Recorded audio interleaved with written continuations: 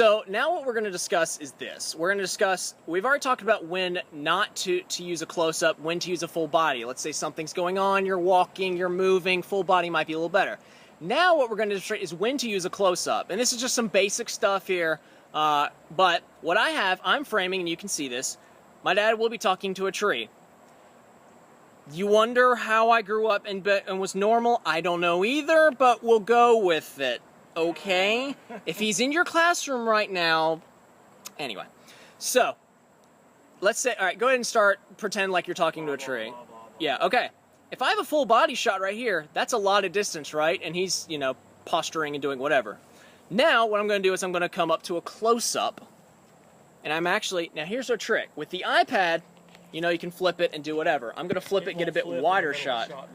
You don't want to flip it in the middle of a shot. That looks horrible, as you can see. Woo! Bad, bad, bad. Okay.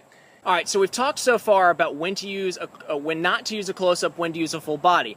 Now what we're going to do is the opposite. I'm going to tell you when to use a close-up. Now, I want to mention one thing first.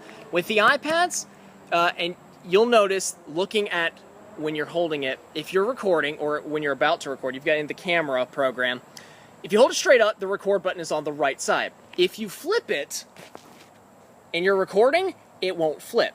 That's because whenever you started recording, whatever side the record button is on, it's on the right always, but whatever side it's on, that's the right of the shot. So even if I flip it, it's going to be upside down when you bring it in.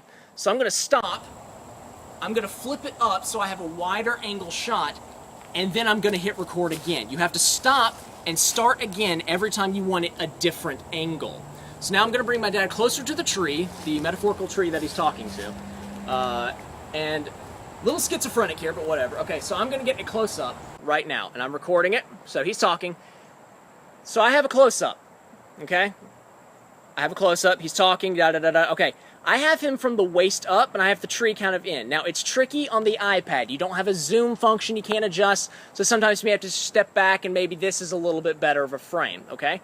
But what's not good, and I'm going to stop this, I'm going to flip it back, because I have to get the whole thing. Alright, now I'm recording again.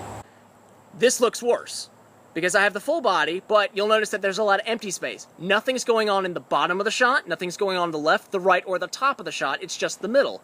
So even something like this would be better. You'll notice that I don't have the full body and all that sort of stuff. So now I'm going to stop my shot, and we're going to talk a little bit about lighting in the next section.